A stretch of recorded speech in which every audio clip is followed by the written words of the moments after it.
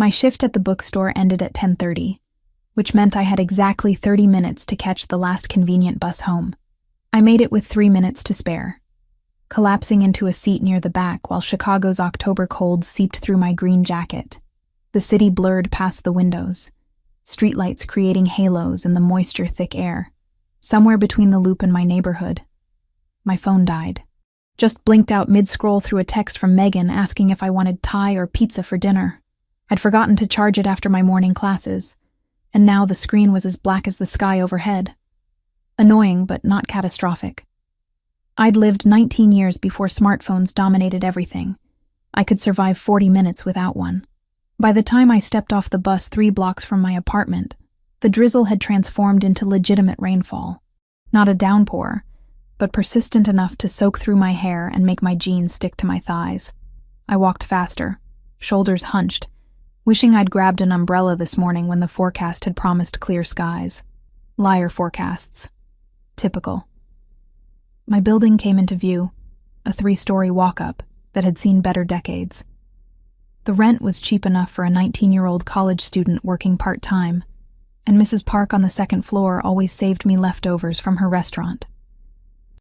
Home, or close enough to it after my grandmother died last year. That's when I noticed the vehicles. 3 black SUVs parked along the curb, engines running, exhaust creating small clouds in the cold air. Not unusual for Chicago, except these weren't delivery trucks or ride shares. They were identical, gleaming even under the weak streetlights. Windows tinted so dark I couldn't see inside. Instinct prickled at the base of my spine. I slowed my pace, suddenly conscious of how empty the street was at 11 p.m. on a Tuesday. The logical part of my brain said I was being paranoid. The part that had grown up without parents, that had learned to trust gut feelings, said something was wrong. I should have turned around. Should have walked to the 24-hour diner 2 blocks over and waited until morning.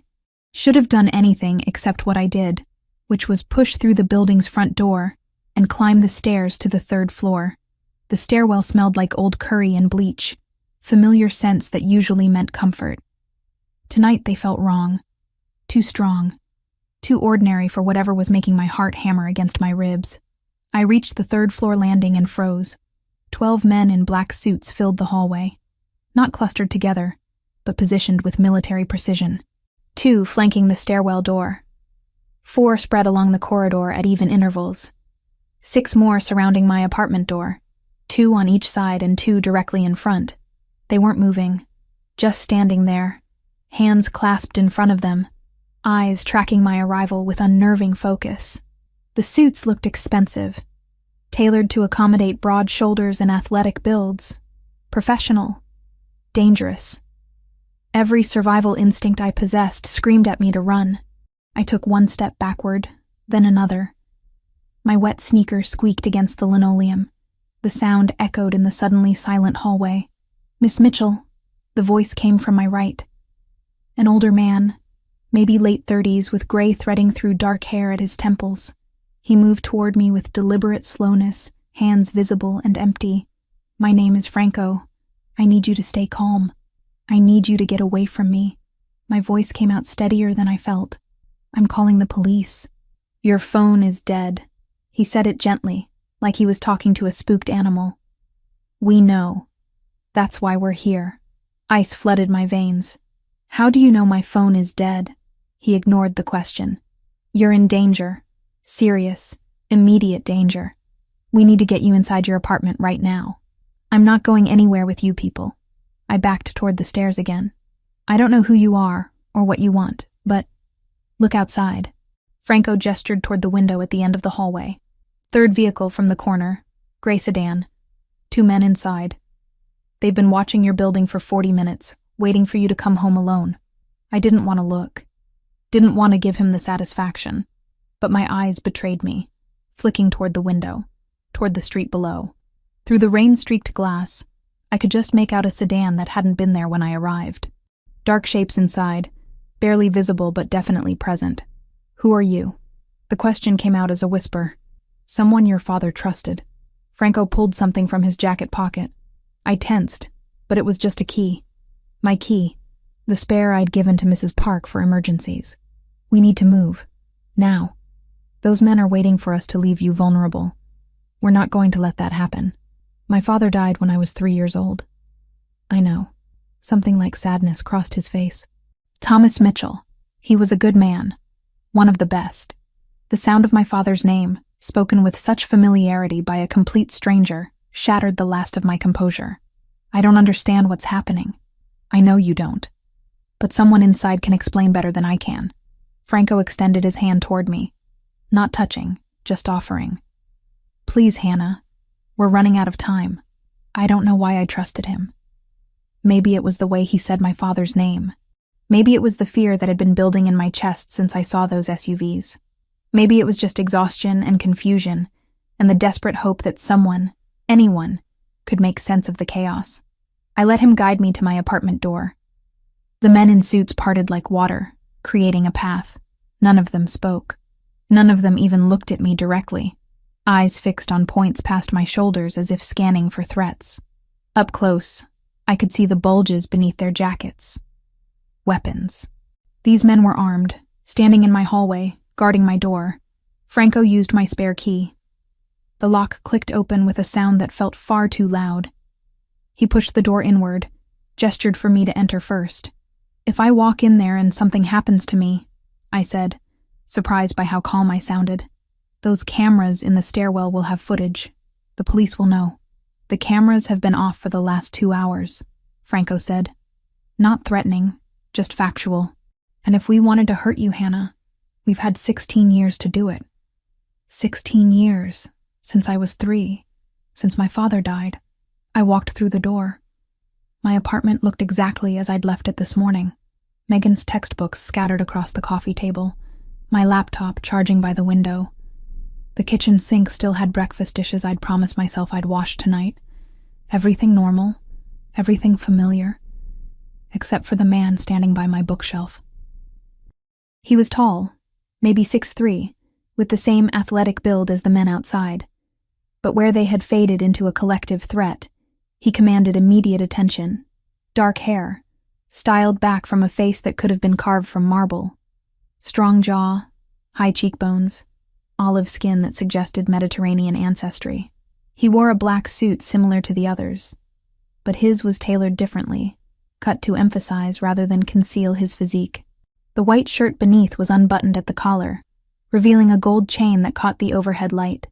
But it was his eyes that held me, dark brown, almost black in the apartment's shadows, watching me with an intensity that made my breath catch. Hannah Mitchell. He said my name like he'd been practicing it. I'm Lucas Bellini. We need to talk. About what? I managed to keep my voice level despite the hammering of my heart. About why there are armed men in my hallway? About how you broke into my apartment? About why you're about to be kidnapped? He said it simply, like discussing the weather, and what we're going to do to prevent that. I had 10 minutes to pack. Lucas made that clear while Franco supervised from the doorway, watching me throw clothes into a duffel bag with shaking hands. Jeans, sweaters, underwear, toothbrush, the practical things. My laptop stayed behind. So did my phone charger, because what was the point when my phone was already dead? What about Megan? I asked, zipping the bag closed. My roommate was supposed to be home by midnight. Walking into an empty apartment with no explanation would terrify her. Already handled. Lucas checked his watch, a sleek piece that probably cost more than my tuition. She's safe. We moved her 2 hours ago. Moved her where? Somewhere secure. She thinks it's police protection after a credible threat. She doesn't know about us. He met my eyes across my tiny bedroom. And she won't. Not unless absolutely necessary. The convoy was waiting outside. 4 identical SUVs, engines rumbling, exhaust creating clouds in the cold October air. Franco opened the door of the second vehicle, gestured for me to climb inside. The interior smelled like leather and something else. Gun oil, maybe. Or just expensive cologne mixed with danger. Lucas slid in beside me, close enough that I could feel the heat radiating from him despite the space between us. The driver pulled away from the curb without a word, and within seconds we were moving through Chicago's empty streets, at a speed that would have gotten anyone else pulled over. Where are we going? I asked, watching my neighborhood disappear through the tinted windows. Somewhere you'll be safe while we handle the immediate threat. Lucas's voice was calm, controlled. Like he did this every day. Maybe he did. 3 hours north. Far enough that they won't find you easily. 3 hours north put us over the Wisconsin border. North of Milwaukee, skirting Highway 45 toward the forest near Eagle River. Middle of nowhere. Perfect for hiding someone. Or disposing of them. The thought made my stomach clench. Franco sat in the passenger seat, speaking quietly into a phone. I caught fragments. Perimeter secure. Teams in position. No sign of pursuit. Military language for a situation I still didn't fully understand. Tell me about my father. The words came out steadier than I felt. You said you knew him, that he trusted you. I didn't know him personally. Lucas turned to face me, and in the dim interior lighting, I could see the scar on his chin more clearly. Not a neat surgical line, but jagged, old. I was 12 years old when he died. Just a kid being protected by my family's organization. The math clicked into place. Lucas was 28 now. 16 years ago, he'd been 12. A child. Then how? Your father, Thomas Mitchell, was a forensic accountant for my family. The Bellini organization. He said it without shame, just fact. He was brilliant, meticulous. One of my grandfather's most trusted advisors. When an ambush happened 16 years ago, Thomas died protecting several members of our family, including me. I tried to picture it. My father, who I barely remembered, dying to save a 12-year-old boy who would grow into the man sitting beside me. What happened? A rival family decided to make a move. They targeted a vehicle convoy, similar to this one. Franco spoke from the front seat without turning around. Your father was there as financial advisor, not muscle. He shouldn't have even been in danger. But when the shooting started, he put himself between the bullets and the people he'd sworn to protect. My hands twisted in my lap. He was a criminal. He was a man with complicated loyalties. Lucas's voice held something like respect. And before he died, he made my grandfather promise something. Protect his daughter. Keep her safe. Never let her know about this world. Your grandfather, Salvatore Bellini, Don of the family. Lucas pulled out his phone, scrolled through photos. He took Thomas's dying request seriously. Made it a blood oath. For 6 years, until my grandfather passed, he kept that promise. Had people watching you, making sure you were safe with your grandmother. He showed me the phone. An old man with fierce eyes and silver hair, wearing a suit that looked uncomfortable. When he died, I was 18. Too young to be Don, everyone said. Too inexperienced. But the family needed leadership, so I stepped up. He swiped to another photo. Himself at 18, looking impossibly young despite the hard edge already visible in his expression. One of my first acts was to honor every promise my grandfather made, including the one to Thomas Mitchell. You've been watching me for 10 years. 16 years total. 10 of those years were my direct responsibility. He didn't apologize. Didn't look away. We kept our distance. Made sure you never noticed. Intervened only when necessary. The SUV hit the highway. Speed increasing. Trees blurred past the windows. Darkness punctuated by occasional streetlights. My mind raced through my entire life, trying to spot the surveillance I'd never noticed. How many times had I been in danger without knowing? How many close calls had been averted by invisible hands? The 'Ndrangheta. Franco spoke the word like a curse. That's the organization that wants you now. They discovered your connection to us about 3 weeks ago. Been planning this kidnapping ever since. Why now? Why not when I was a kid? Why wait 16 years? Lucas and Franco exchanged a look. Some silent communication passed between them. Finally, Lucas spoke. Your 20th birthday is in 2 months. When that happens, your father's will is unsealed. My father's will? Thomas was careful. Smart. He knew what he was involved in carried risks. Lucas pulled up more files on his phone. Legal documents, bank statements, property deeds. He set up a trust that activates when you turn 20. $3.2 million. A property in Italy. Shares in several legitimate businesses. Your inheritance. The number hit me like physical impact. $3 million? Your father spent 16 years accumulating wealth through legitimate means. Forensic accounting pays well, especially when you're as good as he was. Franco glanced back at me. He wanted you to have resources, safety, the ability to choose your own life, and the 'Ndrangheta wants to control that money through me. The pieces fell into place. They grabbed me, forced me to sign over the accounts. Then what? Kill me? Most likely. Lucas said it without inflection. Or keep you alive as leverage against us. Either way, you'd be a tool, a thing to be used. The SUV exited the highway, turning onto smaller roads. We'd been driving for over 2 hours, though I'd lost track of time somewhere between revelation and shock. My life, my father, everything I'd thought I knew had been rewritten in the span of a few hours. I need to talk to Megan.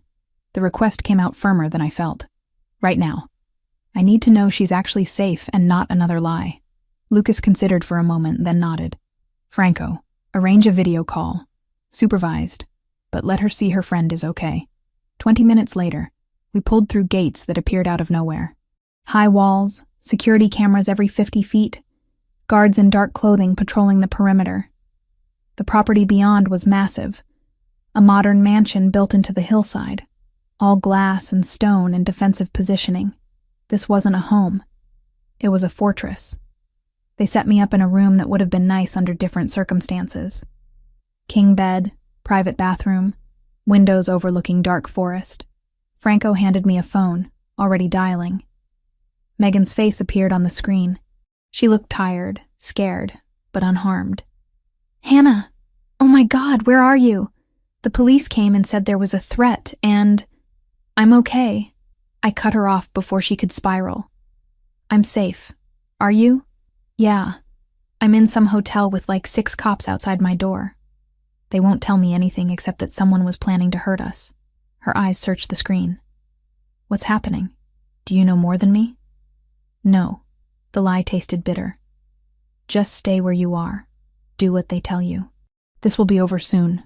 We talked for 5 more minutes before Franco ended the call. I handed back the phone, feeling hollow. Another lie added to the pile.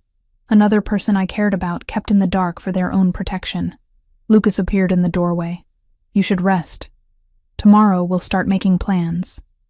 Plans for what? For ending this. For making sure the 'Ndrangheta never threatens you again. He turned to leave, then paused. Your father was a good man, Hannah. Everything he did for you. I've spent 10 years honoring that. I'm not about to stop now. He left me alone in that expensive prison, surrounded by luxury and danger in equal measure. I sat on the edge of the bed, hands shaking, mind reeling from information overload. My father wasn't who I thought. My life wasn't what I believed. And somewhere out there, men wanted to kidnap me for money I didn't even know existed. I didn't sleep that night. Just sat by the window, watching armed guards patrol the grounds, wondering how my ordinary life had become this nightmare. The first 3 days blurred together in a haze of information I couldn't fully process. Franco became my reluctant tour guide through my father's secret life, bringing boxes of documents to the dining room, where I spread them across expensive mahogany-like crime scene evidence. Letters. Dozens of them, written in my father's careful handwriting. Addressed to me but never sent. Dated from the year he died until the year I turned 10. I read them chronologically, watching him age on paper, watching him document my childhood from a distance he could never cross. You lost your first tooth today. One read. Your grandmother called to tell me. She doesn't know I still check in, that I have someone watching to make sure you're safe and happy. You put the tooth under your pillow. I wish I could be the one to leave money, to see your face in the morning. My hands shook holding that page. I was 6 when I lost that tooth, could barely remember the moment. But my father, dead for 3 years by then, had known about it within hours. Why didn't he send these? I asked Franco, who sat across the table reviewing his own paperwork. Because they would have revealed everything. The surveillance, the protection, his continued presence in your life even after death. He glanced up, gray eyes sympathetic. Thomas wanted you to have a normal childhood more than he wanted you to know he loved you. That hurt worse than anything else. The sacrifice of being forgotten so I could be safe. The photographs came next. My father had kept hundreds, documenting my life in stolen moments. Me at 7, walking to school, unaware of the camera across the street. Me at 12, laughing with friends at a park, captured from behind a tree. Me at 16, arguing with my grandmother outside our house, both of us crying about something I couldn't even remember now. He loved you. Franco said it simply, like stating a fact. Never doubt that. Every decision he made, including the ones that got him killed, was about protecting you. My mother. The words came out harder than I intended. The documents say she left 6 months after he died. Just abandoned me with my grandmother and never came back. Franco's expression darkened. Your mother, Sarah, couldn't handle what your father did. She knew he worked for my family, knew it was dangerous. But when he actually died, she broke. Blamed the Bellinis, blamed the life, blamed everyone except the people who actually killed him. Did she ever try to contact me after she left? No. He didn't soften it, didn't try to make it easier. She walked away completely. Changed her name, moved to California, remarried. Your grandmother tried to reach out twice. Sarah never responded. I set down the photo I'd been holding. Me at 3 years old, sitting on a tire swing, my father pushing me from behind. One of the last photos of us together. So both my parents abandoned me. One through death, one through choice. Your father didn't abandon you. Lucas appeared in the doorway, and I hadn't even heard him approach. He died protecting people. There's a difference. Is there? Anger flared hot in my chest. Either way, I grew up without him. Either way, I was alone. You were never alone. Lucas crossed the room, picked up one of the surveillance logs. Every day of your life someone was watching, making sure you were safe, intervening when necessary. That should have been comforting. Instead, it felt suffocating. The training started on day 4. Lucas insisted. Franco backed him up, and I was too exhausted from emotional overload to argue effectively. They took me to a basement gym I hadn't known existed, all padded mats and weight equipment that looked military grade. Self-defense isn't about winning fights, Lucas explained, rolling up his sleeves. It's about creating opportunities to escape. Distance, then run. That's the only goal. For 2 hours, he showed me how to break holds, where to strike to disable an attacker, how to use momentum against greater strength. His hands on my wrists were firm but never painful, guiding me through movements until muscle memory started to take over. Again, he'd say when I got it wrong. Faster, when I hesitated. Good, when I finally executed a technique correctly. By the end, I was sweating through my gray sweatshirt, muscles trembling from exertion. Lucas looked barely winded, which was infuriating and somehow attractive at the same time. Tomorrow we'll work on situational awareness, he said, tossing me a towel. How to spot surveillance, recognize threats before they become active. You mean the things I should have been taught 16 years ago so I could have protected myself? He met my eyes without flinching. Your father wanted you to have a normal life. Security training isn't normal for 19-year-old college students. Neither is being kidnapped by the Mafia for protection from other criminals. No, Lucas agreed. It's not. The days fell into a pattern. Morning training, afternoon document review, evening meals where Lucas would tell me stories about my father that Franco remembered. Small things. How Thomas took his coffee black with 1 sugar. How he'd hum while working through complex financial problems. How he'd kept a photo of me in his wallet, even though carrying it was a security risk. Through it all, I felt the pull. Lucas and I orbiting each other like binary stars, drawn together by circumstances neither of us had chosen. He'd catch me watching him across the dinner table. I'd notice how his eyes followed me when I moved through a room. Neither of us acknowledged it. Both of us felt it. Day 6, I found the surveillance room. I'd been exploring the house, restless and unable to sleep. The door was unlocked, which should have been my first warning. Inside, 6 monitors displayed archived footage. File cabinets held backup drives, and a computer terminal showed access to databases I didn't want to think about. My life, cataloged and preserved. Years of watching, recorded, and filed for posterity. I clicked through folders. Age 7 through 10. Age 11 through 14. Age 15 through 18. Each year subdivided by month, by location. by significance of events captured. There. Age 17. Folder marked Significant Events. I opened it.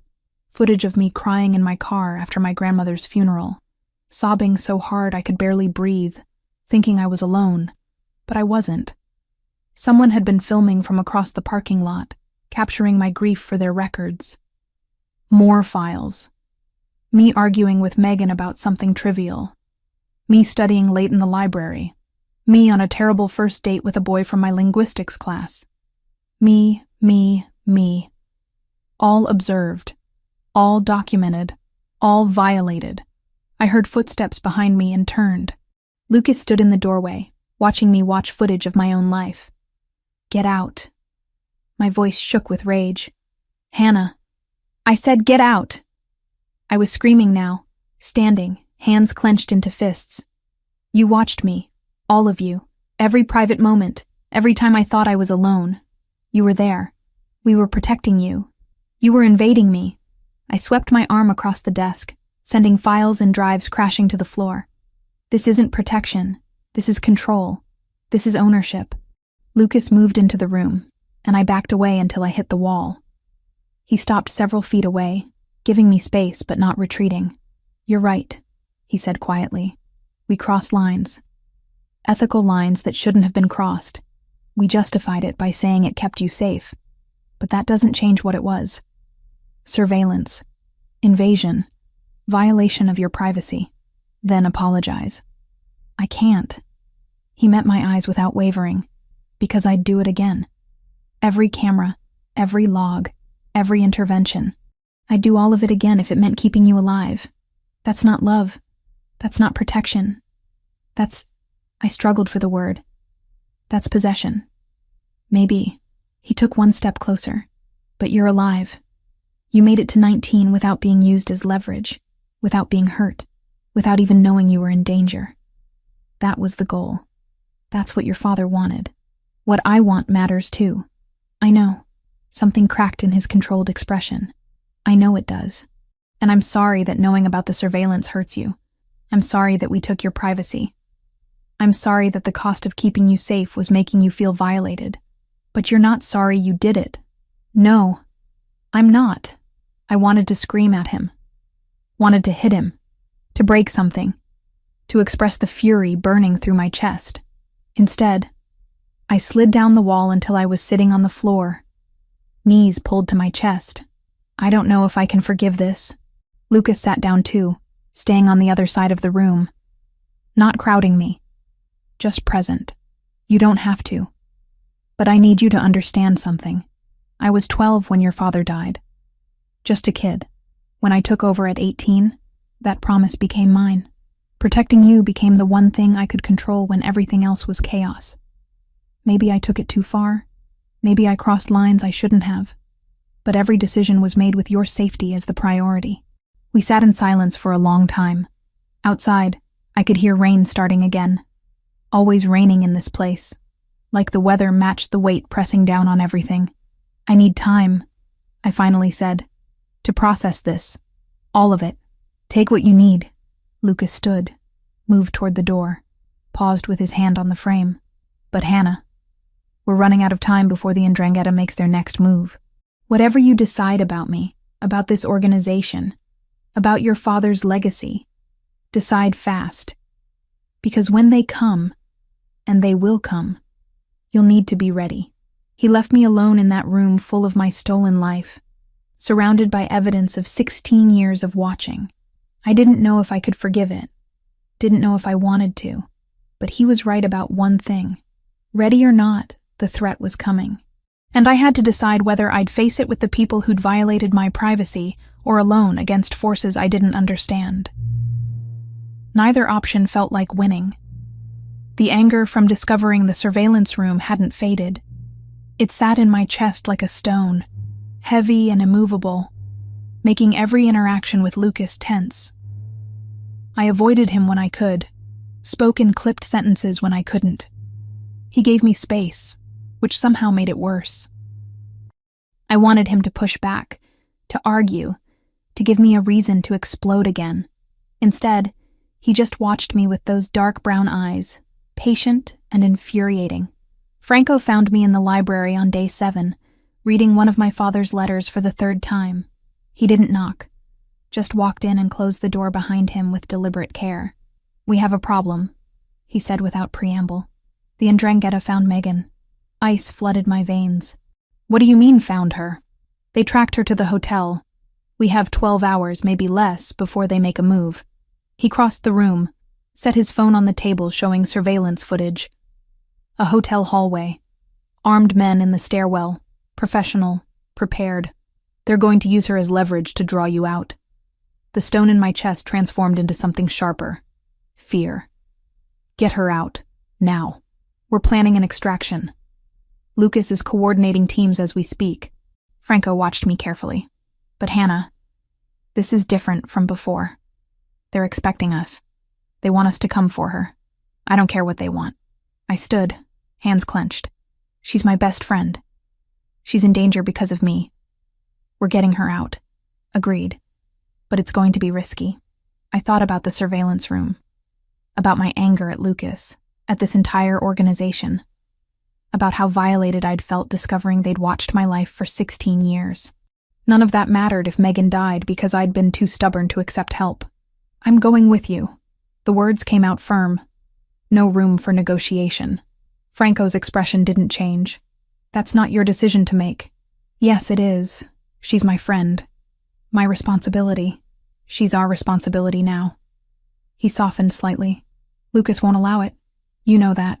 Then he can tell me himself." Lucas was in the war room when I found him, surrounded by maps and monitors showing the hotel layout. 3 other men I didn't recognize stood around the table, all wearing the same dark tactical gear. They fell silent when I entered. "Everyone out," Lucas said without looking up. The men filed out immediately. No questions asked. When the door closed, he finally met my eyes. "Franco told you. I'm coming with you to get Megan." "No." "Yes."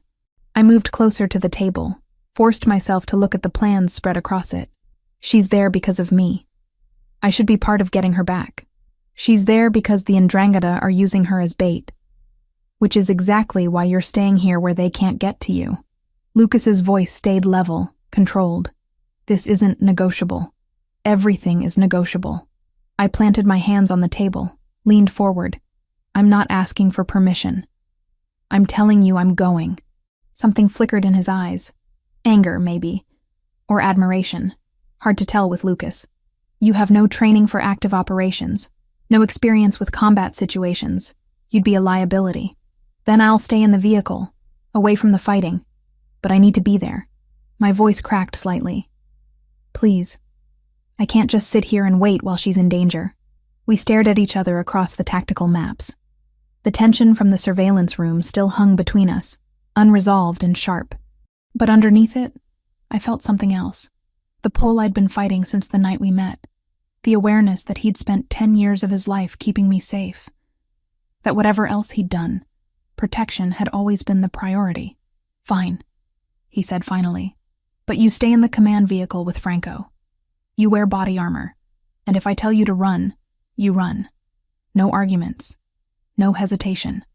Understood?" "Understood." The operation launched at 3 a.m. I wore a vest that weighed more than my backpack full of textbooks, sat in a vehicle that smelled like metal and tension. Franco monitored 6 screens showing feeds from cameras his people had planted around the hotel. Lucas's voice came through the comm system, calm and commanding as he positioned his teams. I watched it all unfold like a movie. Men moving through shadows, weapons raised, communicating through hand signals I couldn't interpret. Professional. Deadly. This was what Lucas did. Who he was beneath the expensive suits and controlled exterior. "Contact," someone said over the comms. Then gunfire. Bright flashes on the screens, muzzle fire illuminating the hotel's back entrance. They were waiting. Franco muttered, typing rapidly on a laptop. "Knew we'd come." More gunfire. I saw Lucas on one of the screens, moving with fluid precision, weapon up. Saw him take down 2 men before disappearing around a corner. My heart hammered against my ribs, fear and adrenaline making my hands shake. "Package located." Lucas's voice crackled through the speakers. "3rd floor, room 342. moving to extract. The next 3 minutes felt like hours. I watched screens, listened to terse communications, tried not to imagine everything that could go wrong. Then I saw her. Megan, zip-tied to a chair, Franco's team cutting her free, lifting her toward the exit. Exfil route compromised, someone reported. Heavy resistance on the south side. Redirect through the parking garage, Lucas ordered. We'll cover your... Explosion. One of the screens went dark. Static filled the comm system. Franco cursed, switching frequencies, trying to re-establish contact. Lucas? I couldn't help it. His name escaped before I could stop it. I'm fine. His voice came back, strained now. Took a hit, but I'm mobile. Getting to the garage now. The command vehicle's door opened. 2 of Lucas's men, supporting Megan between them. She was crying. Shaking. Alive. They pushed her into the vehicle and I grabbed her, pulled her close while she sobbed against my shoulder. You're okay, I whispered, over and over. You're safe now. Lucas appeared in the doorway 30 seconds later, and I saw the blood immediately. Dark stains spreading across his left shoulder, soaking through his tactical vest. He moved like it didn't hurt, giving orders, checking on Megan, coordinating the retreat. But I saw the tightness around his eyes, the careful way he held his arm. You're shot. It's a graze. He didn't look at me. Focused on Franco. Status? Everyone's out. No casualties on our side. 3 confirmed down from theirs. Franco gestured at Lucas's shoulder. You need medical attention. Later. Get us out of here first. The drive back took forever. Megan clung to me, traumatized and terrified. Lucas sat across from us, one hand pressed to his shoulder, blood seeping between his fingers. He never complained. Never showed pain beyond that tightness around his eyes. When we finally reached the property, medics were waiting. They tried to take Lucas to a treatment room, but he refused until Megan was sedated and settled. Even bleeding and exhausted, his priority was everyone else's safety before his own. She'll sleep for 8 hours, the doctor said, preparing a syringe. When she wakes, she'll need trauma counseling. But physically, she's unharmed. I sat with Megan until she went under, stroking her hair like we were kids again. When her breathing finally evened out, I left her with one of Franco's men and went looking for Lucas. I found him in the medical room, shirt off, sitting on an examination table while the doctor worked on his shoulder. The wound was a deep furrow, not quite through and through, but close. Blood had stopped flowing, but the surrounding skin was angry and swollen. No anesthetic, Lucas was saying when I walked in. Just clean it and suture. Sir, I really think... Do it. The doctor sighed, began irrigating the wound. Lucas's jaw clenched, but he didn't make a sound. I moved to his side without thinking, reached for his right hand. His fingers closed around mine immediately, grip tight, but not painful. The doctor worked in silence. Lucas stared at the opposite wall, breathing controlled despite the pain. I watched his face, saw the discipline it took to stay still, to not react to having tissue cleaned and stitched without numbing. You're insane, I said quietly. Need to stay alert. Can't do that if I'm drugged. His eyes finally shifted to mine. You did well tonight. Stayed calm. Followed orders. Megan's alive because of you. Megan's alive because you had the courage to demand we act fast. He winced slightly as the doctor began suturing. Most people would have waited, trusted us to handle it. You knew time was critical. The stone that had been sitting in my chest since the surveillance room began to crack, not dissolving, but shifting, making room for something more complicated than anger. Lucas had taken a bullet tonight, had put himself in danger, had bled to protect my best friend, because I'd asked him to. The doctor finished, bandaged the shoulder, left us alone with instructions about keeping the wound clean. Lucas pulled on a clean shirt with careful movements, favoring his injured side. Thank you, I said into the quiet, for getting her out, for keeping her safe. You don't need to thank me for doing my job. It's more than your job. I moved closer, close enough to see the exhaustion in his face, the pain he was suppressing. You almost died tonight. I've been almost dying for 28 years. Occupational hazard. He attempted a smile that didn't quite work. Besides, I made a promise. To your father, to my grandfather, to myself. Keeping you safe means keeping the people you love safe, too. The anger from the surveillance room was still there. The violation of my privacy, the years of watching, all of that remained unresolved. But underneath it, I felt something else breaking through. Gratitude, fear of losing him, something warmer and more dangerous that I didn't want to name. I'm still angry about the surveillance, I said honestly. About being watched my entire life without consent. I know, but tonight, seeing you get shot, watching you risk everything for Megan, I stopped, struggled for words. I don't know how to reconcile those things. The violation and the protection, the anger and the gratitude. Lucas reached out with his good hand, tucked a strand of hair behind my ear. The touch was gentle, tentative, asking permission without words. You don't have to reconcile them yet. Both can be true at the same time. We were too close. I could see the flecks of lighter brown in his eyes, could smell the antiseptic from his wound mixed with something uniquely him. The pull I'd been fighting intensified, made stronger by adrenaline and fear and relief that he was alive. Lucas, he kissed me. Or maybe I kissed him.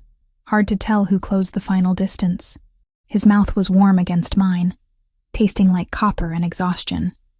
His good hand slid into my hair, while mine found his chest, careful to avoid his injured shoulder. The kiss deepened. 16 years of watching, and 10 years of protecting, collapsing into this single moment. When we finally broke apart, both breathing hard, his forehead rested against mine. I've been in love with you for 10 years, he said quietly. Watching you grow up, seeing the woman you became. I know that's wrong. I know the surveillance makes it worse. But it's the truth. This is complicated. Everything about this is complicated. His thumb traced my jawline. But complicated doesn't mean wrong. I kissed him again, softer this time, answering without words, because I didn't know how to explain that I was falling for the man who'd violated my privacy to keep me alive. That anger and attraction could exist in the same space. That sometimes protection looked like control, until the moment it saved your life. Tomorrow we'd have to deal with the Ndrangheta, with threats and danger, and all the complications neither of us could fix tonight. But right now, in this medical room with his blood still staining the floor, I let myself have this. The warmth of his touch, the certainty of his protection, the dangerous pull between us that I'd finally stopped fighting. The 3 weeks that followed Megan's rescue changed everything. Not all at once, not with dramatic declarations, but in small moments that accumulated like snow building into an avalanche. Megan recovered in a guest room down the hall from mine. The first few days were rough. Nightmares woke her screaming. She'd flinch at sudden noises, refuse to be alone in a room. I sat with her during the worst of it, holding her hand while she cried, listening when she needed to talk, staying silent when words felt inadequate. On day 4, when the sedatives wore off and her mind cleared, I told her everything, the whole truth, my father's involvement with the Bellini family, the 16 years of surveillance, Lucas's promise, the Ndrangheta's plan to use my inheritance as leverage, all of it. She listened without interrupting, processing information that would have broken most people. When I finished, she was quiet for a long time. So, you're telling me, she finally said, voice hoarse from disuse, that we've been living under Mafia protection our entire friendship and I never noticed? Basically, yes. And those cops who extracted me weren't actually cops. They work for Lucas, the Bellini organization. She absorbed that, fingers twisting in the bedsheet. My family. Are they safe? Lucas has people watching them, discreetly. Your parents think it's neighborhood watch, being extra vigilant after recent crime reports. I watched her face for signs of panic. They're completely safe. Okay. She nodded slowly. Okay, that's good. You're handling this remarkably well. I was kidnapped by Italian mobsters, rescued by different Italian mobsters, and now I'm recovering in a fortress guarded by yet more Italian mobsters. A hysterical laugh escaped her. I think my capacity for shock is maxed out. We sat together until she fell asleep naturally, without drugs. Progress. The training intensified after that. Lucas took me to the basement gym every morning at 6, running me through scenarios until my muscles screamed and my brain felt like mush. But this wasn't the basic self-defense from before. This was serious preparation for survival. If you're being followed, you need to recognize it before they make a move. Lucas walked me through a mock-up of downtown Chicago they'd constructed in one of the property's warehouses. Storefronts, street corners, complete with mannequins positioned as pedestrians. Same face showing up 3 times in different locations. Someone maintaining consistent distance behind you. Reflections in windows showing unexpected movement. I practiced for hours, identifying planted threats among the fake crowds, learning to use reflective surfaces as mirrors, memorizing escape routes from every location. The weapons training was harder, not physically, but mentally. Holding a gun still felt wrong, even after everything I'd witnessed. "You don't have to like it," Lucas said during one session, watching me sight down the range. "You just need to be competent if your life depends on it. I don't want to kill anyone." "Neither do I." He adjusted my stance, hands gentle on my shoulders. "But sometimes the alternative is worse." I thought about that while target practice echoed through the underground range. About my father, who'd died protecting people. About Lucas, who'd taken a bullet protecting Megan. About the gray areas between right and wrong that I'd never had to navigate before. Between training sessions, Lucas and I would talk. Real conversations, not the tense exchanges from those first weeks. He told me about growing up in this world, about the pressure of becoming Dawn at 18, about the loneliness of making decisions that affected dozens of families. "I never wanted this," he admitted one night over dinner. Just the 2 of us in the massive dining room that felt too big for intimacy. My grandfather groomed me for it, but I had other plans. Wanted to study architecture, build things instead of running criminal enterprises. "Why didn't you?" "Because when he died, the family needed leadership, and I was the only blood heir old enough to step up." He swirled wine in his glass without drinking. "So I became what they needed instead of what I wanted." "Do you regret it?" "Sometimes." His dark brown eyes found mine across the table. "But then I think about the alternative. Someone less careful taking over. Someone who wouldn't have honored promises to dying men. Someone who might have used you instead of protecting you." I told him about my dreams too. The languages I wanted to learn, the books I wanted to translate, the ordinary life I'd imagined before all of this. He listened like it mattered, like my small aspirations held weight against his world of violence and power.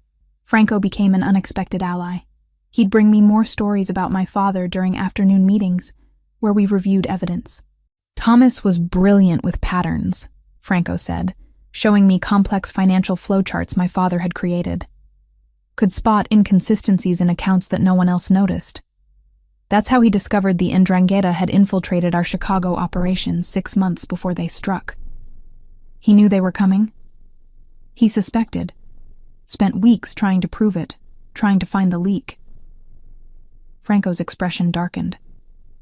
Found it too late. The ambush happened before he could expose who'd sold us out. That's when the investigation really began.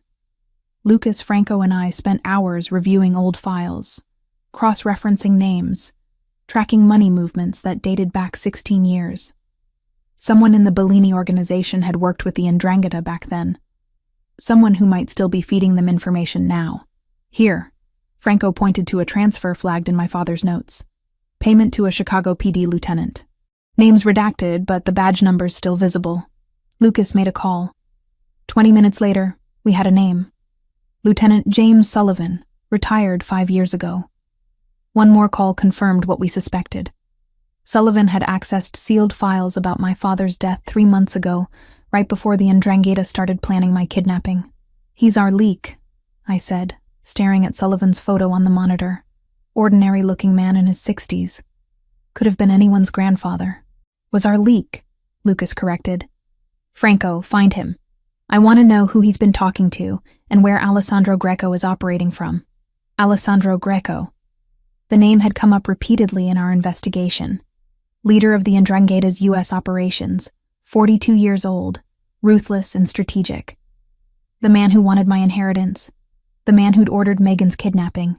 When we find him, Lucas said, studying Greco's file, this ends. Without leadership, the Ndrangheta's Chicago cell collapses.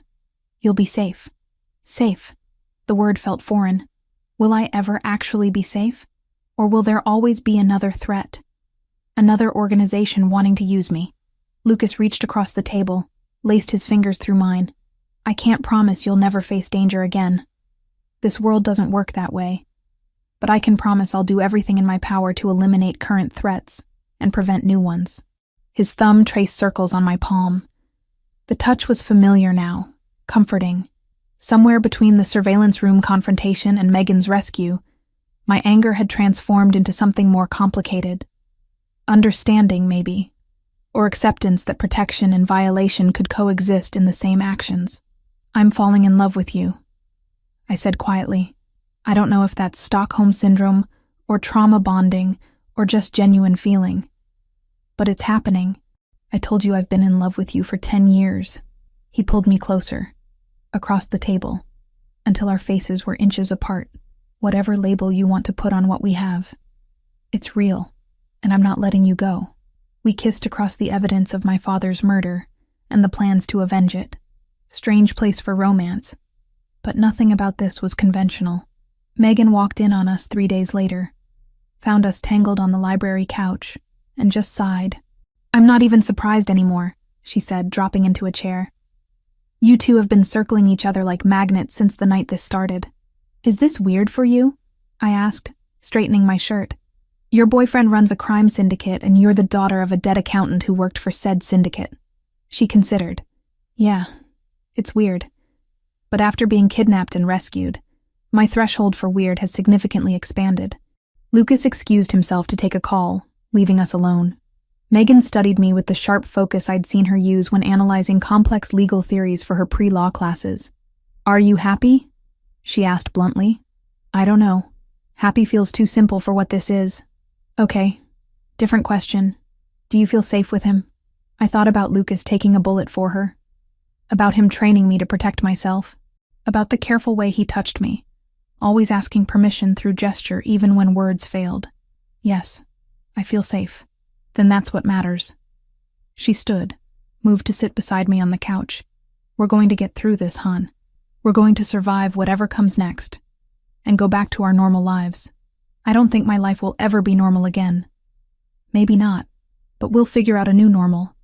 Together. That night, Lucas found me on the balcony overlooking the dark forest. Stars scattered across the sky, visible without Chicago's light pollution.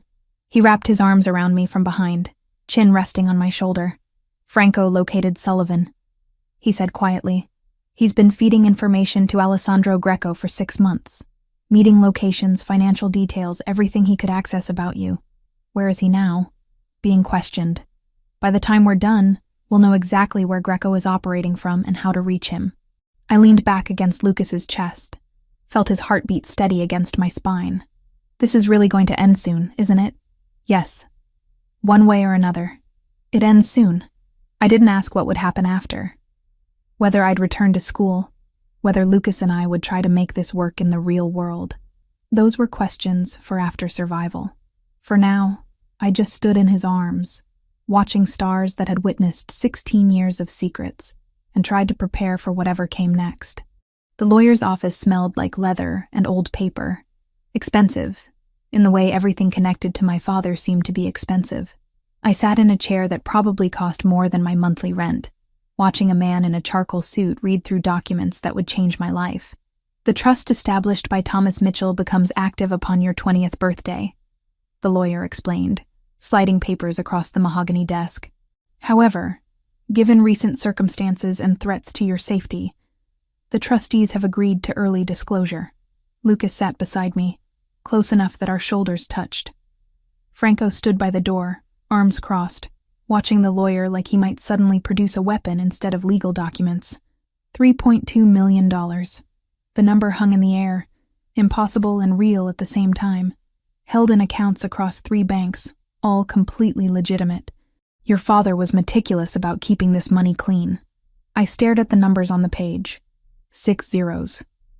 A fortune built over 16 years by a man who died protecting a 12-year-old boy and never got to see his daughter grow up. There's also property, the lawyer continued, pulling up another file. A villa in Tuscany, purchased 8 years ago, and shares in several businesses here in Chicago. All told, including the cash and assets, you're looking at closer to $4 million. $4 million. My father, the criminal accountant, had left me wealthy beyond anything I'd imagined. The Ndrangheta knows about this, I said, not really a question. They know enough. Lucas's voice was tight, which is why we need to end this before your actual birthday in 2 months. The meeting lasted another hour. Signatures, account transfers, legal proceedings that made my head spin. By the time we left, I was officially rich and still terrified. The ride back to the property was quiet. I watched trees blur past the SUV's windows, trying to process what wealth meant in a world where people wanted to kidnap me for it. Your father earned every cent legitimately, Franco said from the front seat, like he could read my thoughts. Forensic accounting pays well. He invested smart, lived modestly, saved everything for you. He should have been here to give it to me himself. He should have. Lucas's hand found mine in the darkness. But he made sure you'd be taken care of, even from beyond the grave. 3 days after the inheritance revelation, Franco burst into the dining room during breakfast with news that made my coffee go cold. We have a problem. 2 of our lower-level guys accepted bribes from the Ndrangheta. He tossed photos on the table. 2 men I vaguely recognized from the property's security detail. They've been feeding information for 3 weeks. Lucas's expression went deadly calm. What did they compromise? Property locations, security rotations, vehicle schedules. Nothing critical yet, but they were building toward something bigger. Where are they now? Secured, being questioned. Franco's jaw tightened. But if 2 flipped, there could be more. That's when everything changed. Lucas implemented what he called a total lockdown. Only the inner circle, people he'd known for years, were allowed access to the property. Everyone else was reassigned, relocated, or put under surveillance themselves. The fortress became even more isolated. I felt the walls closing in again. The brief freedom I'd found in the previous weeks, the sense that maybe I could navigate this world, evaporated under the weight of new restrictions. I can't live like this, I told Lucas on the 4th day of lockdown. We were in his office, alone, the space between us charged with frustration. Trapped in this house, unable to move, unable to breathe. It's temporary, until we identify all the leaks. Everything is temporary with you. Temporary lockdown, temporary protection. When does temporary become permanent imprisonment? His expression hardened. You think I want this? You think I enjoy keeping you caged? I think you're so focused on protection that you've forgotten I'm a person with agency. I'm not a possession to be guarded. We stared at each other across the desk. Years of complicated history compressed into this moment. Him as the protector who'd watched me grow. Me as the protected who'd never asked for surveillance or control. What do you want? He finally asked. Balance. Security that doesn't feel like suffocation. A say in decisions that affect my life. Lucas leaned back in his chair, studied me with those dark brown eyes that saw too much. You're right. I've been making unilateral decisions, treating you like something fragile instead of someone capable. So, change it. Okay. He stood, moved around the desk toward me. Here's what I can offer. You get more freedom within security parameters, more input on decisions, more trust that you can handle the truth even when it's ugly, and in exchange, you trust me when I say something is too dangerous, except that sometimes the answer has to be no for reasons beyond control. He stopped in front of me, close enough to touch. We worked together instead of me imposing and you resisting. I thought about it, about the balance between safety and autonomy, between protection and possession. Deal. We sealed it with a kiss that tasted like compromise and something deeper. 2 days later, Franco brought the intel that would end everything. Alessandro Greco will be in Chicago in 5 days. He spread surveillance photos across the war room table. A man in his 40s, silver threading through dark hair, expensive suit, cold eyes. Meeting with contacts at a warehouse in the industrial district. If we take him there, the Ndrangheta's U.S. operations collapse. Lucas leaned over the maps, already planning. Timeline? He arrives Wednesday night. Meeting is Thursday at 2 a.m. Small security detail. Maybe 6 men. He's confident, not expecting a move from us. Why not? I asked from my position at the edge of the table. Franco glanced at Lucas before answering. Because they think they've compromised us enough that we won't risk it. The 2 men we caught were part of a larger strategy to make us paranoid and hesitant. But you caught them. I moved closer to the table, studied Greco's face. This was the man who'd ordered Megan's kidnapping, who wanted to use me as leverage, who'd terrorized my life for months. Which means their strategy failed. Exactly. Lucas pulled up building schematics on a tablet. We hit them Thursday. Fast, surgical, minimal collateral. Capture Greco alive if possible. Eliminate him if necessary. They planned for hours. Entry points, extraction routes, contingencies for every scenario. I watched and listened, learning the language of violence that had been my father's world too. I want to be part of this, I said during a lull in planning. Lucas didn't immediately refuse, which was progress. In what capacity? Bait, controlled bait. The idea had been forming since Franco first mentioned Greco's presence. They want me. Use that. Draw attention while your team positions for the real strike. Absolutely not. Listen to the full plan before you say no. I leaned over the table, forced him to meet my eyes. I appear in a public location they're watching. Make them think I've escaped your protection or gotten careless. They scramble to respond, which pulls resources and attention. Your team moves on Greco while he's distracted. Franco considered it. It could work, if executed correctly. It's too dangerous, Lucas said flatly. Everything is dangerous. This just gives me agency in the danger. I held his gaze. You said you'd trust me to handle things. This is me asking you to follow through on that promise. We argued for another 20 minutes. Lucas listing every way it could go wrong. Me countering with every advantage it provided. Finally, he compromised. You can be bait, but heavily protected. Surveillance from 6 angles, armed escort hidden in the crowd, extraction team on standby. His voice went hard. And if anything deviates from plan, you abort immediately. Agreed. That night, I couldn't sleep. Lay in bed thinking about my father, about the mother who'd abandoned me, about the strange path that had led me here. Preparing to help take down a crime lord to secure my own safety felt surreal and inevitable at once. I found myself thinking about Sarah Mitchell, the woman who'd given birth to me, and then walked away when the violence of this world became too real. For years I'd carried anger about that abandonment. But lying there in the darkness, I felt it shift into something else. Understanding, maybe. Or just acceptance that not everyone could survive in this world. That choosing to leave rather than staying and breaking was its own kind of strength. I forgave her, silently, for not being able to be what I'd needed. Lucas found me on the balcony at 2 a.m., wrapped in a blanket against the November cold. Can't sleep? He moved beside me, offered his own warmth, thinking about what happens after. If we survive this, if Greco is neutralized, what comes next for us? What do you want to come next? I turned to face him, studied the face I'd come to know so well. I want to finish school, want to live something resembling a normal life, but I also want you in it. Somehow, we figure out how to make this work. It won't be easy. Nothing about this has been easy. I leaned into him, felt his arms wrap around me. But I'm done pretending I don't want this. Want you. After Thursday, when Greco is handled, we'll figure out the rest. He pressed a kiss to my hair. Together. 5 days until the operation. 5 days until my life changed again, hopefully for the last time.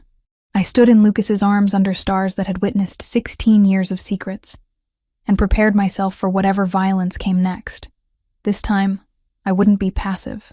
This time, I'd be part of ending the threat, instead of just surviving it. The operation began at 10 p.m. on a Wednesday. I walked into a coffee shop 3 blocks from my old apartment, deliberately choosing a location the Ndrangheta had under surveillance. My hair was down, no disguise. wearing jeans and the same green jacket I'd worn the night Lucas's men first surrounded my building. I wanted to look careless, vulnerable. Franco's voice crackled through the earpiece hidden under my hair. 6 cameras on you. 3 street positions confirmed. They're watching. I ordered coffee I wouldn't drink, sat at a table near the window, pulled out my phone like I had all the time in the world. Every instinct screamed at me to run. Instead, I scrolled through old messages, the picture of ordinary. Lucas was somewhere in the industrial district, positioning teams around the warehouse where Alessandro Greco would be in 4 hours. This was the gamble. Draw 'Ndrangheta attention to me. Force them to scramble resources. Create an opening. Movement, Franco reported. 2 men approaching from the south. Armed, trying to look casual. They're making the grab. My heart hammered, but I kept scrolling. Kept breathing steady. Training kicked in. Awareness without obvious attention. The 2 men entered the shop, split to flank my position. Professional, experienced. On my signal, exit through the back, Franco instructed. 3, 2, 1, go. I stood, moved toward the restrooms like I'd been planning it all along. Behind me, chairs scraped. Footsteps quickened. I pushed through the back door into an alley where 2 of Lucas's men waited. The 'Ndrangheta operatives followed, found themselves facing weapons instead of a helpless target. Down, now. The takedown was fast, brutal, effective. Zip ties, gags, extraction into a waiting van within 90 seconds. Package secured, Franco said into his comm. Moving to secondary location. The interrogation happened in a basement I didn't recognize. I watched through one-way glass as Franco questioned the captured men. They held out for maybe 20 minutes before breaking. Greco's location confirmed. Warehouse in the industrial district. 6-man security detail. Meeting set for 2 a.m. Lucas's voice came through my phone. Good work. Now get somewhere safe and stay there. Where's safe? The property. Franco will take you back. 3 hours later, I was pacing the safe house living room while Megan watched from the couch. She'd recovered enough to be clear-headed, though she still flinched at sudden sounds. You should be relieved, she said. The operation is happening. Lucas has everything under control. That's what worries me. What if something goes wrong? Then there's nothing you can do about it from here. She was right, which made it worse.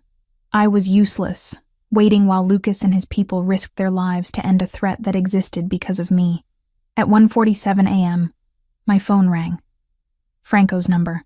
We have a problem. His voice was tight. The traitor wasn't one of the 2 we caught.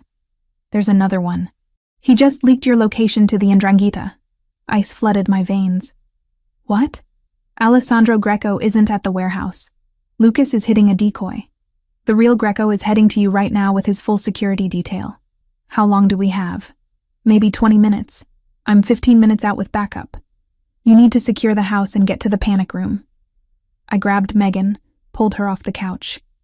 We need to move. Now. The panic room was in the basement. Reinforced walls, separate ventilation, enough supplies to last a week. We were halfway down the stairs when I heard glass breaking. Multiple entry points. They were already here. Go! I shoved Megan toward the panic room door. Lock it behind you. Don't open it for anyone except Franco or Lucas. What about you? I'm buying time. I pulled the gun from the safe by the stairs, the weapon Lucas had insisted I carry. My hands shook, but I clicked off the safety, chambered around like he'd taught me. The basement door burst open. 3 men in tactical gear, weapons up, scanning for targets. I fired twice, missed both times but made them dive for cover. Gave Megan 10 seconds to seal herself in the panic room. Footsteps above, more breaking glass. They were everywhere. Franco crashed through the back entrance, weapon firing before he fully cleared the doorway. 2 of the men in the basement went down. The 3rd returned fire, catching Franco in the chest. Body armor stopped the round, but the impact threw him backward. I fired again, this time hitting the shooter in the shoulder. He dropped, cursing. Franco was up, moving despite the hit, clearing the basement with practiced efficiency. How many? I asked, voice surprisingly steady. At least 6 more upstairs. Greco's here personally. Franco checked his weapon, reloaded. This is bad, Hannah. Really bad. More gunfire from above. Then a different sound. Lucas's voice, shouting orders. He'd abandoned the warehouse operation. Realized the trap. Come back. The next 5 minutes were chaos. Gunfire echoing through walls. Shouting in English and Italian. Bodies hitting floors. I stayed by the panic room door, gun raised, protecting Megan even though she was already safe behind reinforced steel. Then Lucas appeared at the top of the basement stairs, blood soaking his shirt, face grim. Behind him, a man I recognized from surveillance photos. Alessandro Greco, 42, silver-threaded hair, cold eyes that had ordered my kidnapping, Megan's torture, my father's death 16 years ago. They fought hand to hand, brutal and efficient. Lucas landed punches that would have dropped normal men. Greco kept coming, knife appearing from nowhere, slashing at Lucas's already injured side. I saw the moment Lucas's strength failed, saw Greco's knife rising for a killing blow. I didn't think, just raised my weapon and fired. The first shot missed. The second caught Greco in the thigh. He stumbled, turned toward me with fury in his eyes. Lucas used the distraction, grabbed Greco from behind, twisted hard. The sound of breaking bone was sickening. Greco dropped, gasping, and Lucas finished it with brutal efficiency. Then he collapsed, blood pooling beneath him too fast. "Franco!" I was screaming, dropping beside Lucas, hands pressing against the wound in his abdomen. "Franco, he's bleeding out!" Franco was on his phone, calling for medical evac, barking coordinates. Lucas's eyes found mine, consciousness fading. "You're okay," he managed. "That's what matters. Stay with me, please stay with me." Movement at the stairs. Another man, one I vaguely recognized from the property's security detail. The traitor Franco had mentioned. Weapon raised, aimed at Lucas's head. I saw it happening like slow motion. Saw his finger tightening on the trigger. Threw myself between them without thinking. The bullet hit my left shoulder, spun me sideways. Pain exploded white-hot through my entire body. I heard Franco shouting, heard gunfire, heard someone screaming that might have been me. Then Lucas's hands were on me, despite his own injuries, pulling me close. "No, no, no. Hannah, stay awake, look at me." I tried. The ceiling swam above me. Franco appeared, pressing something against my shoulder. The pain intensified until darkness pulled at the edges of my vision. Sirens. Helicopter rotors. Voices shouting medical jargon I didn't understand. Lucas's face above mine, tears cutting tracks through blood and dirt. "You saved me," he was saying. "You saved my life. Promised." I managed. Together. The helicopter ride blurred. Pain medication flooding my system. Paramedics working on both me and Lucas. Franco's voice giving updates, coordinating with hospitals, with lawyers, with people who would clean up the aftermath. We were separated at the hospital. Lucas to emergency surgery for the abdominal wound. Me to a different operating room for the shoulder. Federal agents appeared before they put me under, asking questions I couldn't focus on. "Protected witness," Franco was saying to them. "She's cooperating fully. Give her space. The organization that threatened her? Neutralized. Leaders dead. Structure collapsed. She's safe now. Safe." The word followed me into unconsciousness, tangling with pain and fear and the image of Lucas's blood on my hands. When I woke, Megan was there. Unharmed, crying, holding my right hand like she'd never let go. "Lucas?" My voice came out rough. "Surgery went well. He's stable. Awake, actually, demanding to see you." She smiled through tears. "Franco says he threatened 3 nurses and a doctor trying to get out of bed." "And Franco?" "Bruised ribs, nothing critical. He's fine." She squeezed my hand. "You did it, hon. You actually did it. Greco's dead. The Ndrangheta's finished. It's over. Over. 16 years of hidden protection, weeks of terror, all culminating in violence I'd never imagined I'd be part of. And somehow, impossibly, we'd survived. They wheeled me to Lucas's room that evening, both of us bandaged and medicated but alive. He grabbed my hand the moment I was close, pulled me as near as our injuries allowed. "Don't ever do that again," he said fiercely. Don't ever put yourself between me and a bullet. You did it for Megan. That's different." "No." I touched his face.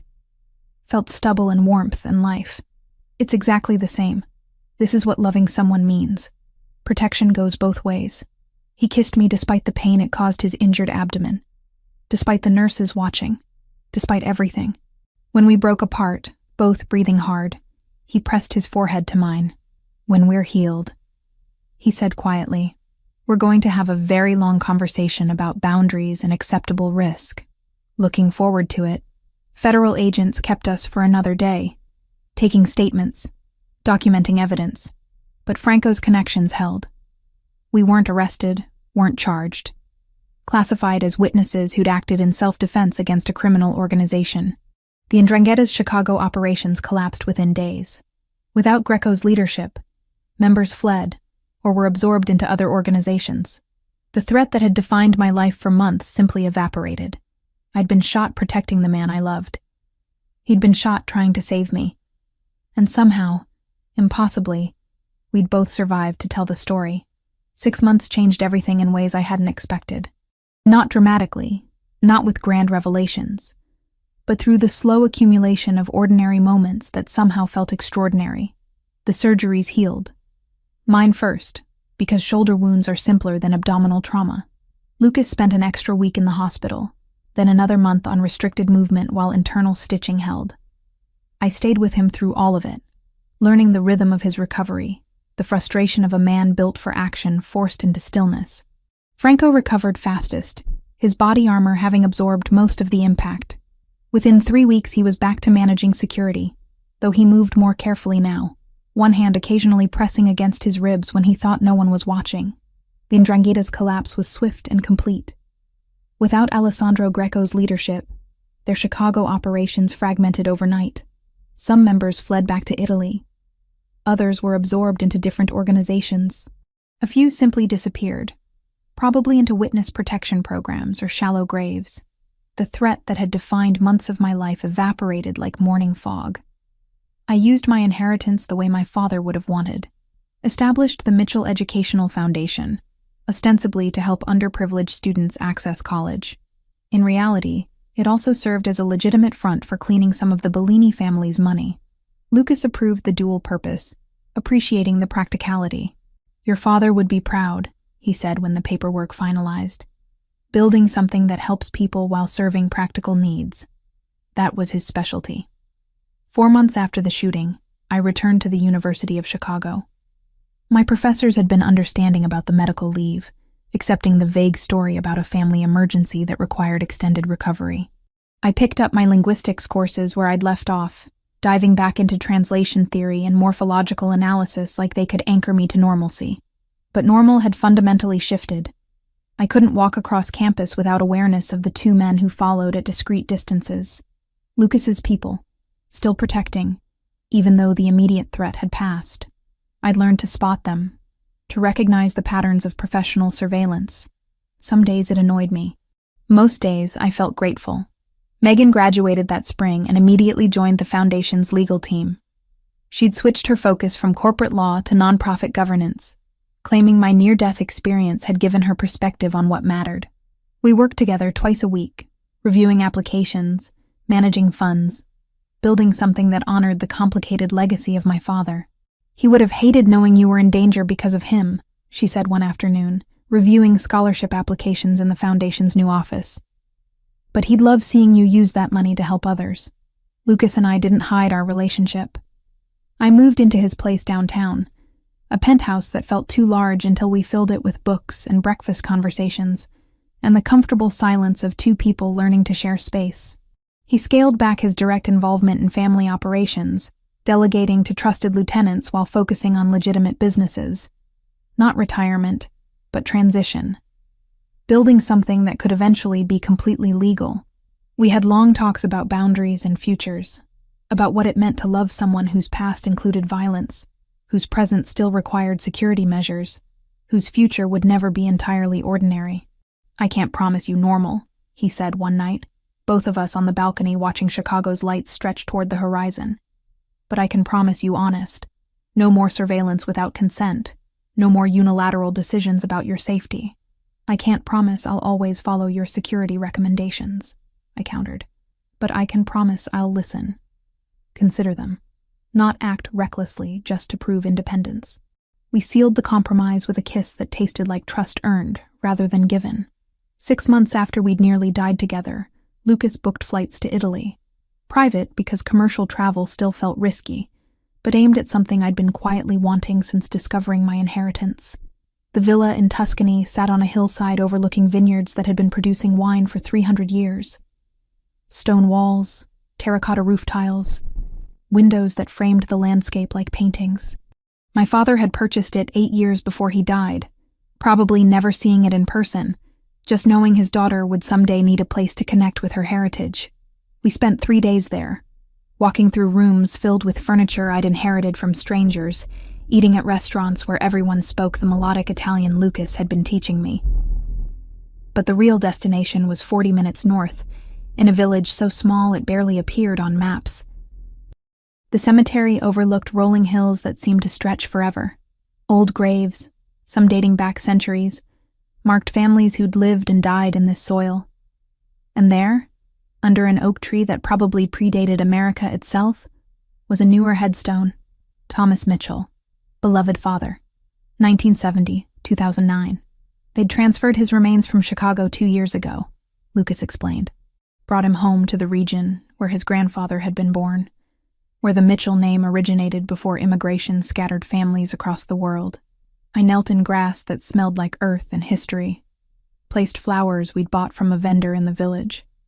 For a long time, I just sat there, trying to find words for everything I'd learned, everything I'd survived, everything I'd become. I wish I remembered you better, I finally said, fingers tracing his name in stone. I have fragments. Your laugh, the way you'd hum while cooking, but mostly I have the man other people described. The accountant who died protecting a 12-year-old boy. The father who built a fortune to keep his daughter safe. The wind moved through the oak tree, rustling leaves that would fall in a few months, just to regrow next spring. Cycles of death and renewal playing out in nature, the way they did in families. I understand now why you kept secrets, why you chose surveillance over presence. You wanted me to have the normal childhood you never could. I wiped tears that had started falling without permission. I forgive you for the watching. I forgive you for dying. I forgive you for all of it.